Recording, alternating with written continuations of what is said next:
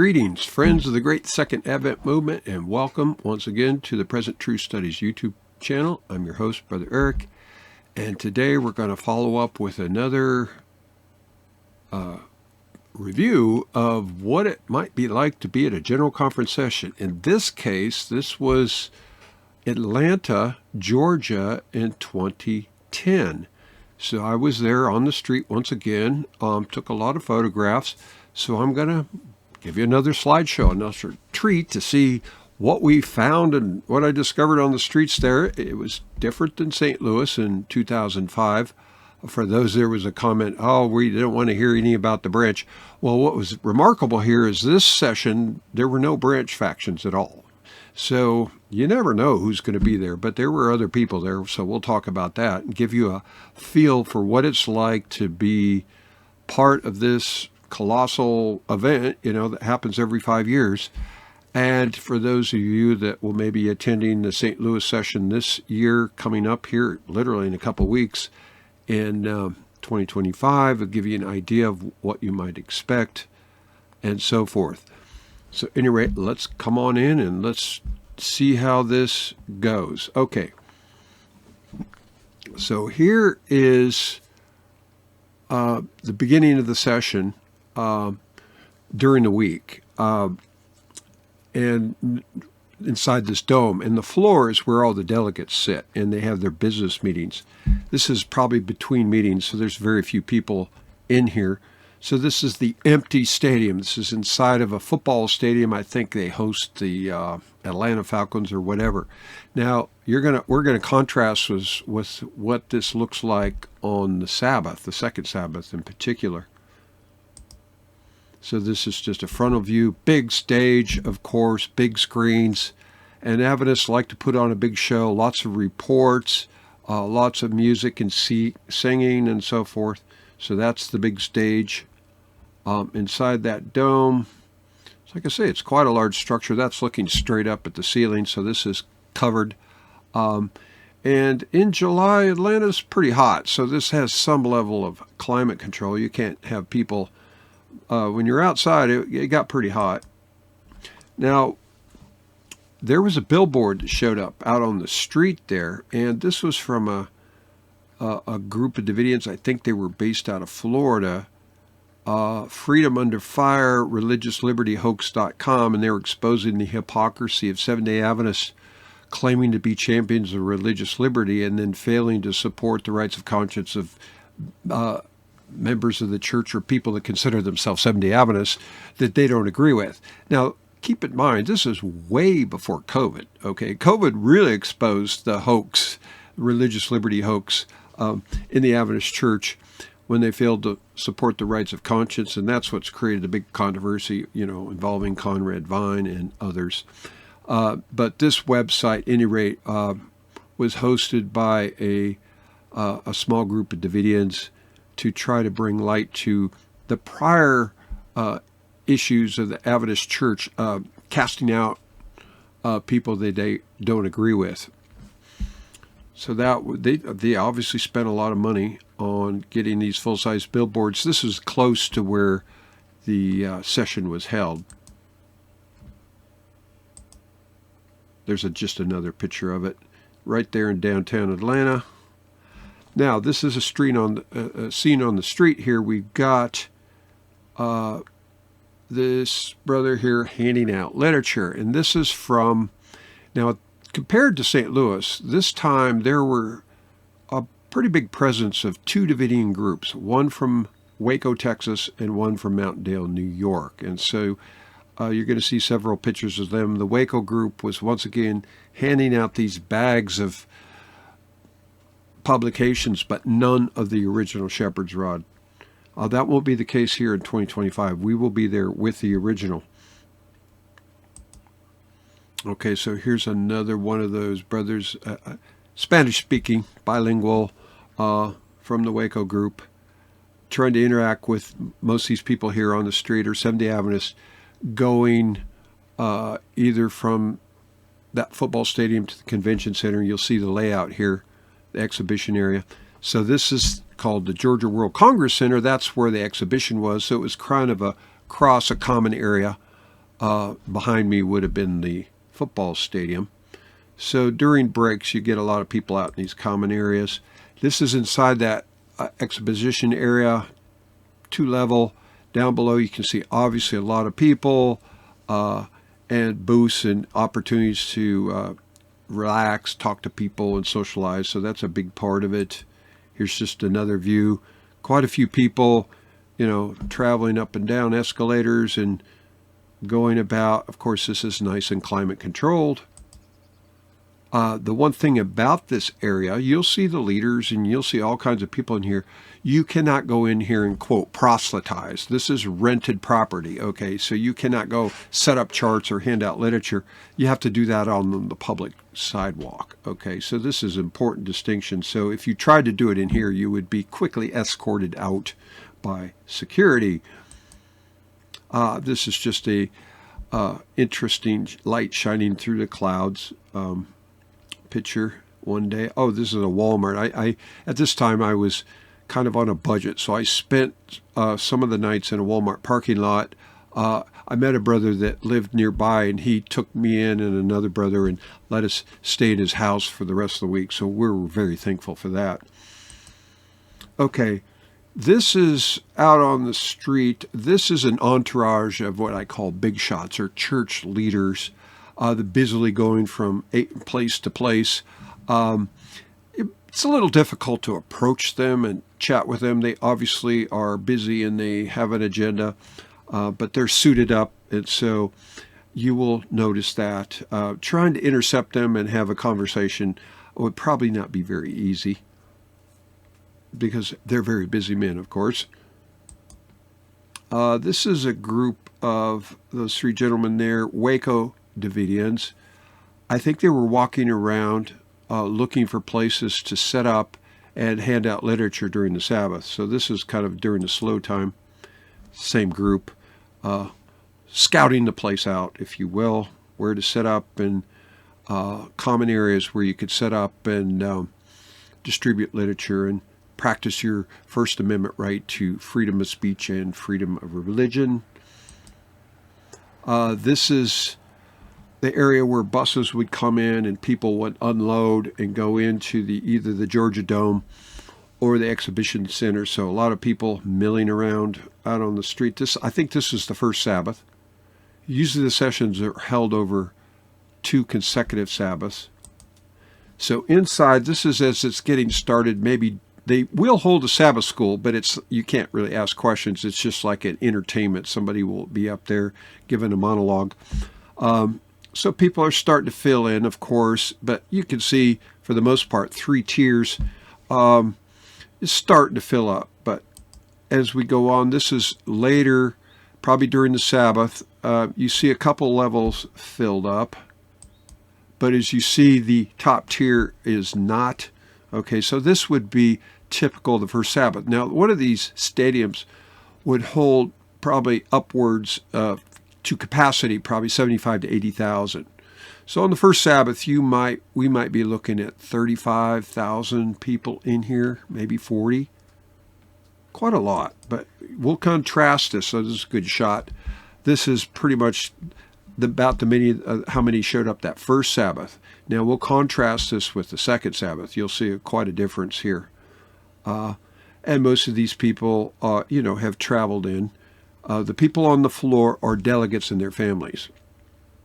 So they're there with church business, but people in the stadium area are, Seventh-day Adventists that have decided to come and partake in the whole excitement of being at a session. And this is a behind the stage view. You can see clearly 2 levels filled up, but the 3rd level not so much. First Sabbath. Just another angle of that. Like I say, big audio visual so everybody can see. Area behind the stage, obviously nobody there this first Sabbath. So I'm just walking around, taking a few photos. The layout.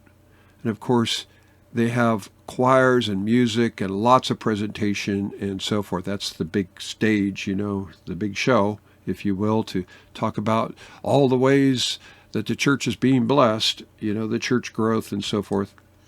Now, this is the common area between the exhibition area and the Georgia Dome. So there's some open green spaces there. A lot of opportunity to interact with people. Now, this is a very interesting setup. You got that man in the middle there with the white beard and the white shirt. He's a notorious figure that showed up at this session with a clear-cut agenda. And we're going to be doing a special video on him shortly to expose fully. But his name is Ishmael Rodriguez. And he was there to promote a book called Unveiling the Shepherd's Rod, claiming that he is an insider, a member of a group of Davidians from Mountaindale, New York. And it's interesting that these two other brothers standing there side by side knew him personally. They were part of this Mountaindale group, and he later claimed to find problems in the shepherd's rod. And I have all the documentation on this. By the way, if anybody really wants, it's like 79 pages of scanned documents involving this guy. But he claimed to had believed the message, but then found errors. God showed him errors, and then he went on this campaign to write a book to expose it. So that was why he was there. He was promoting this book, and I'll show you a flyer at the end of our slideshow that I got from him personally. Now, I talked with him. He didn't know who I was, so he was very eager to tell me about what he was doing there. Okay, he didn't know I was a Davidian, but he's there. Obviously, these people know each other. They have a long track record. But he's there with an agenda. Now, one of the things he did a video or a movie, a high-level production by a Spanish ministry called Unveiling the Shepherd's Rod. He did it in English and Spanish. He's originally from Puerto Rico, so he's bilingual. And that showed up on YouTube about this time, around 2010. So that he was there for an agenda, and we're going to see a little bit more of him as we go along. So they're like pretending like, oh, hi, friendly, but clearly he is a modern day Judas, a traitor, okay? And what's interesting about this is there have been others before him that had embraced the message and later turned against it. A woman named Hazel Hendricks, okay, back in the 1950s. And so we got a lot of documentation on this. So at this time, I was just simply investigating him. Later, he figured out I was up to something, but by then I got all the information I needed. So this was these Mountaindale Davidians there were there to hand out their literature, and he was there, obviously, I don't know, to antagonize or whatever. So there he goes, a man with a mission. So I tracked him down. Hey, what's up? What are you doing? And I'll show you at the end of this flyer where he's promoting this book for sale. And he told me he wants to get a copy to every Seventh-day Adventist pastor and get it to be marketed, this anti-Shepherd's Rod book, in the Adventist book centers, the ABCs, as they used to call them. So that was his agenda. I don't know if they ever did market them, but that book was being marketed for sale. Now, here it is 15 years later. I don't know if this guy is even alive. I noticed in talking to him, he was a very nervous person. He clearly had all signs of being possessed. I mean, I asked him a couple pointed questions at the end, and he got very nervous. His eyes started twitching. So this guy was clearly unsettled, okay? But he was there with an agenda to destroy the Shepherd's Rod as an apparent insider. And one of the things he did is he got himself invited to churches wherever the Shepherd's Rod would show up. They would call him in as an inside expert. And so he traveled the circuit. He was in Germany. We have a brother in the UK who's recorded videos of all of those presentations over in Germany. So he made the lecture circuit, so to speak, for a period of time, 3 years. And then I think he's pretty much disappeared from the scene of action. Okay, this is a group of Davidians from Waco, okay, setting up on a corner with their literature. This is one of the entrances they had in Atlanta called MARTA. It's I think it's an underground subway type system. And so as people would come in, there was this man and these girls passing out literature. This was not a Davidian group. I believe these were anti-Trinitarians. So, like I say, you're going to find people scattered about, passing out whatever they have, and you certainly can go ask them what they're up to, and they'll be happy to tell you. Okay, this was some advertising by the Waco group, advertising seminars. They rented a room in a facility, this Phillips Arena, prophecy seminars and so forth. From what I recall, I hung out with them a little bit. They were not terribly well attended. Maybe one or two people would go. But this was their attempt to market the message. And they're there on the corner with their literature. This is one of them. Kind of, Davidian groups are kind of interesting. They kind of get along, but sometimes they don't. At this point, I didn't have any beef with them. And so I actually ate lunch with them one day. They served me lunch, so I was thankful for that. This is, once again, the exhibition area. Like I say, lots of people in here. You could talk to people on the side or whatever, maybe discreetly share something with them. But as far as setting up a chart or literature, no, they wouldn't allow it. Now, outside, this is an area of a group of musicians, I think, from South America. Had some really nice native music, and Adventists do love music, and so it was pleasing music. And so you'll have some little street musicians here from South America, so that was a nice little thing.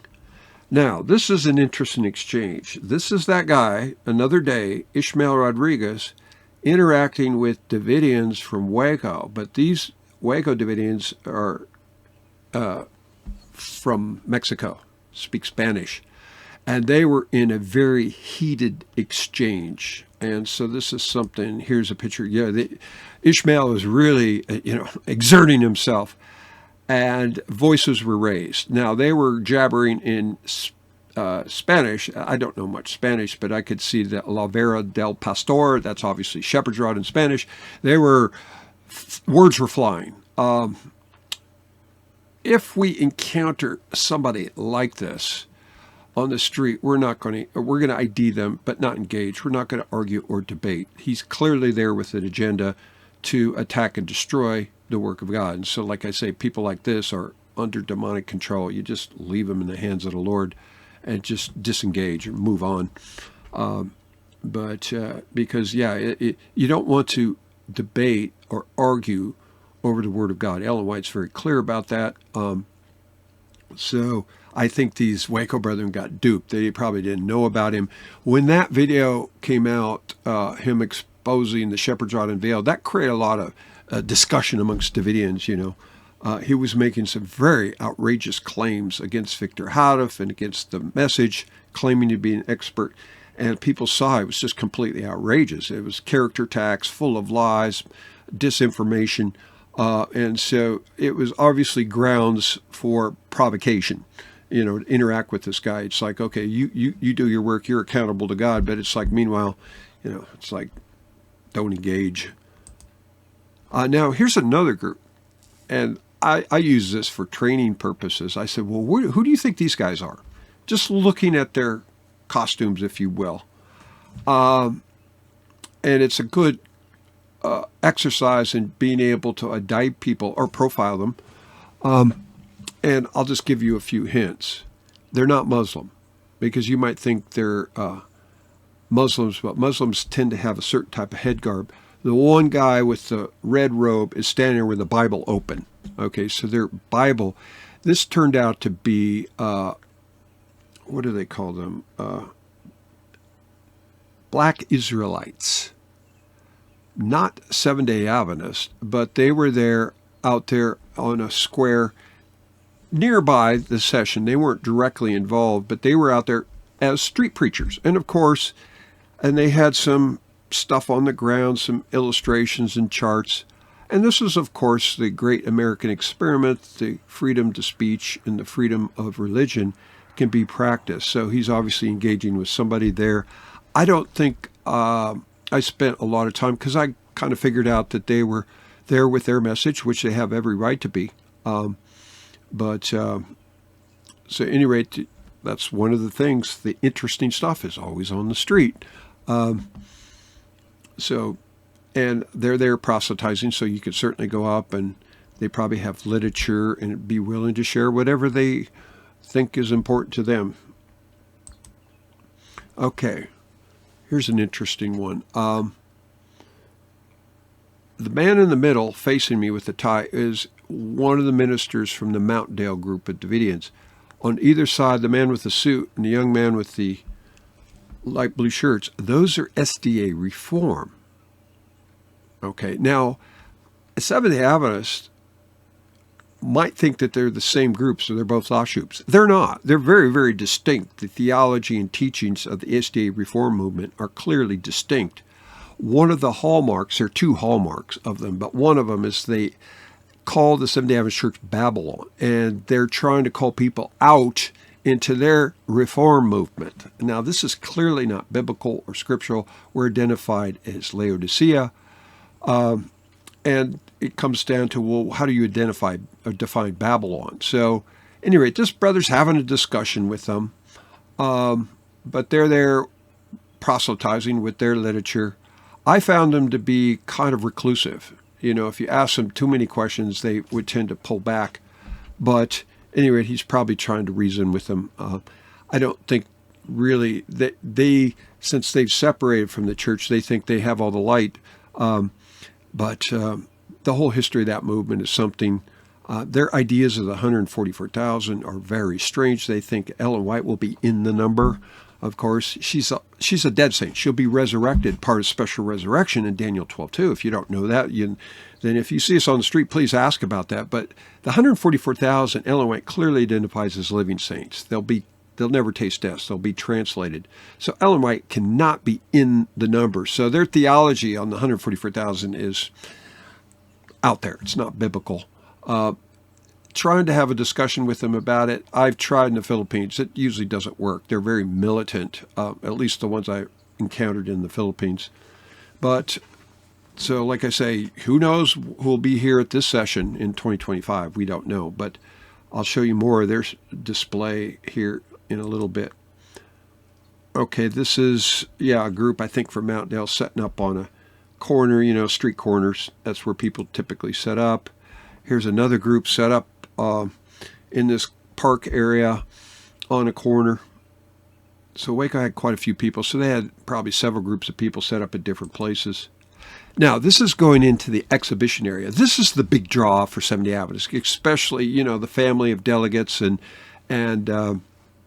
people that come. This is where all the ministries are putting up their displays and looking for the big money, okay?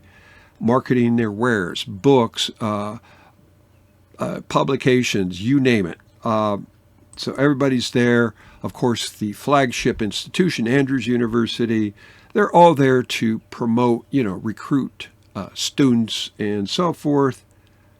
So this is a big deal. This is where most Adventists flock to, okay? And people get free handouts and so forth, but you can buy DVDs and books. There's some interesting stuff in here. I think I've bought a few books to fill in my collection, if you will. Of course, the Hope Channel live studio audience setup. I mean, this is big, high-tech displays broadcasting during the week of the session. This is a ministry, Good Salt. Yeah, they have an image of Daniel 2 that is unbiblical. It shows the stone coming from outer space. And I'm like, no. But they have graphic arts that you see in a lot of evangelistic presentations. I would love to ask him about that stone in Daniel 2. You show it come from space, but the Bible says it comes from a mountain. So where's the mountain? Of course, it's on earth. The current Sabbath School quarterly didn't address that. But yeah, this is one of the gaping holes in Adventist theology, as their understanding of symbols is partial. It's incomplete. And Daniel 2 is a flagship prophetic study, but they can't tell you about the stone, identify the stone, where it comes from. So those are good questions. We're going to be out there on the street trying to talk to people about that. So that's that ministry. You've got Kenneth Cock, they're promoting their sermons and their products, selling stuff and so forth. These come and go.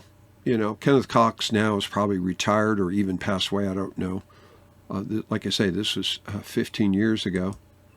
And of course, ADRA, biggest display, and it's all about money, money, money. Of course, at this time, the Adventist Church didn't realize how much money they're getting from U.S. aid, from the government. Now we know. This is one of the hot button topics coming up in this 2025 session. It's the level of involvement of the Church General Conference and ADRA as partners in the in the UN, and the consequences of that. More and more people are waking up to that and starting to go, no, we don't want any part of this, and finding out that church leaders, ADCOM, signed off on this stuff without the consent of the worldwide body at a session. So one of the hot button issues. I guarantee you this will not come up on the session floor. They will control the agenda. So the only opportunity you're going to have to be able to discuss this is out on the street. I submit that's where the action is. Now they have big high-tech displays, climbing walls for the kids, like I say, it's a lot of entertainment. That's a college, Union College. So all the colleges will be there. Now they're universities. They want that worldly status, right? The singing groups, and of course everybody's marketing products. So this is this is where a lot of people mingle and hang out. The live broadcasting, Hope Channel, Oakwood, every institution's there, and these are big money displays. Big, they're set up for almost like 12 days. So this is just more of the, like I say, the shock and awe of big marketing, religious marketing. Lots of people packed in here. So got a lot of pictures in here. The White Estate, E.G. White stuff, they usually will have some new product that's useful. And I think I bought a book, or something here. So like I say, there's some useful stuff in here. They always try to get some Ellen White material out there in a new format. Like I think maybe this was the year 2015, they had the Ellen White Encyclopedia, which is a good book. I recommend it. And they will have it discounted, so it's a good time to get one if you're interested. This is just showing people going between the dome and exhibition area. Lots of people hanging out, resting. They got all this stuff, free stuff and products from the exhibition area. So you maybe hand them literature, and it's only Spirit of God that will draw them to truth. Because like I say, you get a bag full of stuff. And I myself had quite a collection of stuff that you get from going through the exhibition area. This was a display called Messiah's Mansion, and it was a full scale up of the sanctuary.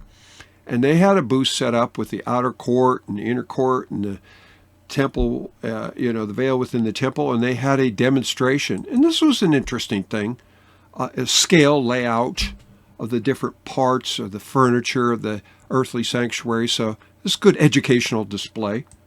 And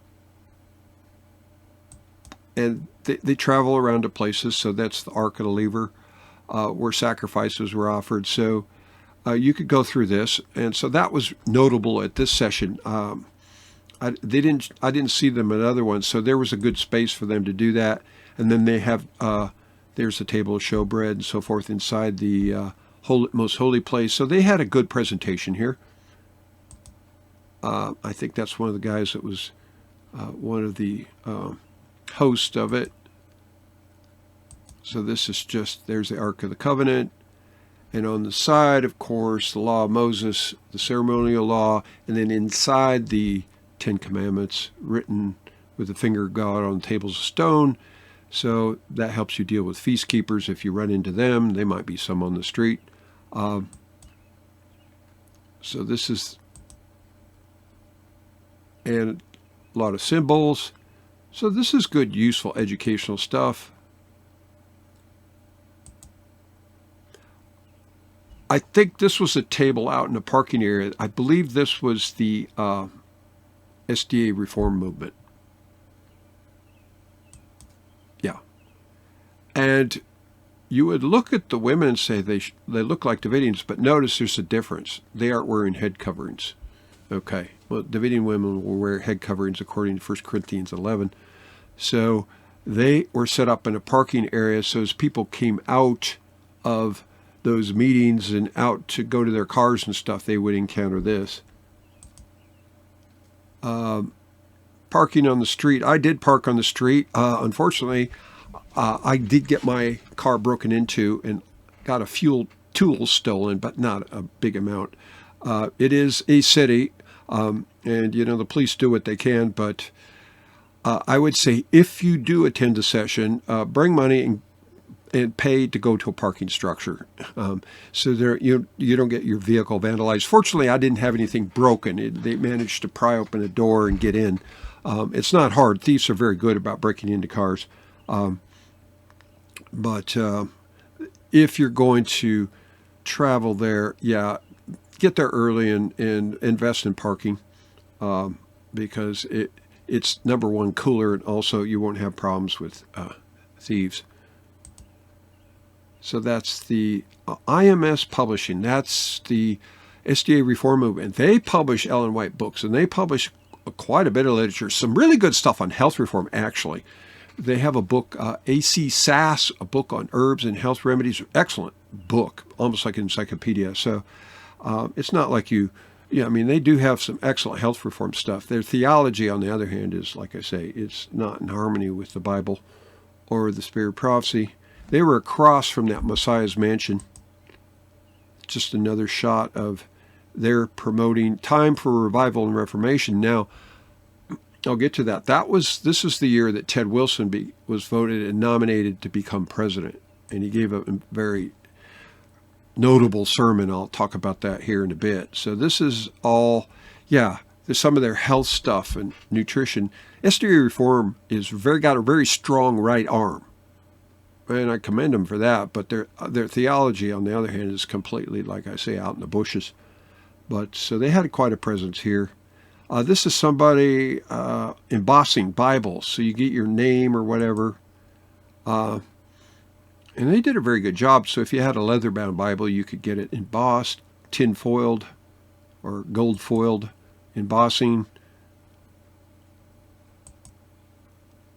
So this is on a Sabbath. People are starting to come in.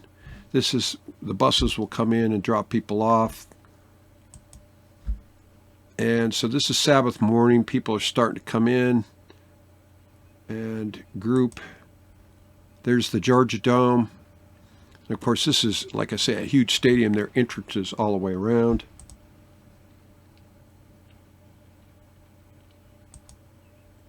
I think, people will gather, certainly during the break, fellowship meal. A lot of people will, unless you're rich, will bring their own food, so they'll go out and eat in these common areas. Or there's ministries that will have food. You can buy a ticket in advance before the Sabbath, and you can come out and they'll have a food tent or whatever.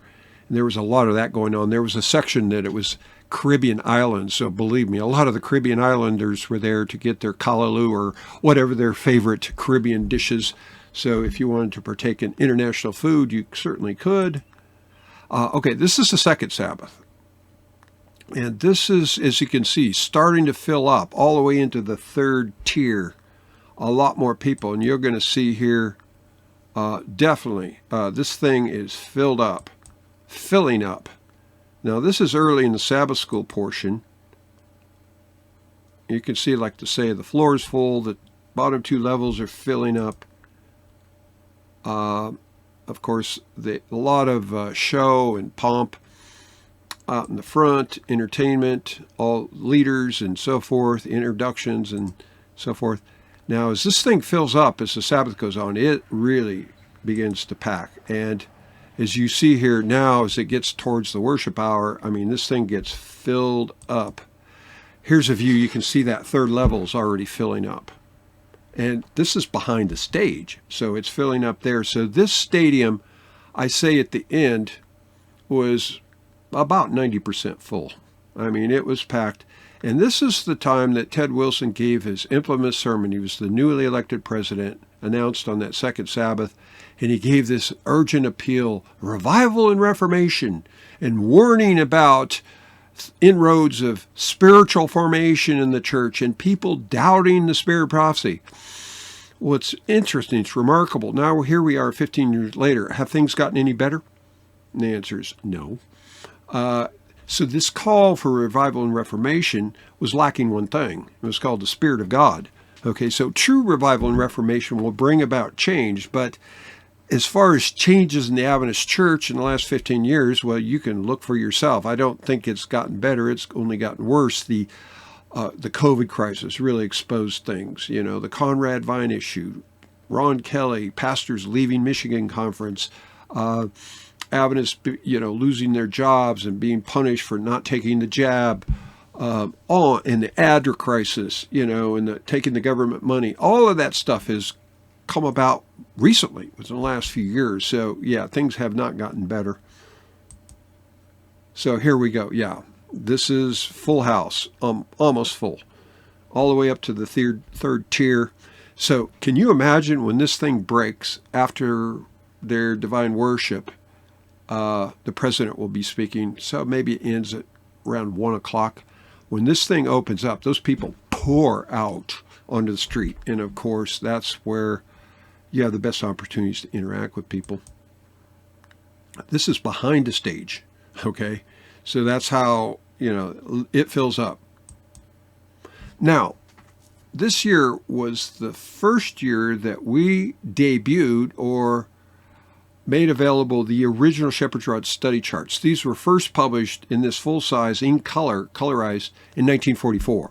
But since then, they've been corrupted over the years after the death of Victor Hadoff. So we restored these, and I debuted these. And I did this on that last Sabbath. I was a little hesitant at first, I displayed them as artwork on a little easel here in an area that was shaded because it was hot.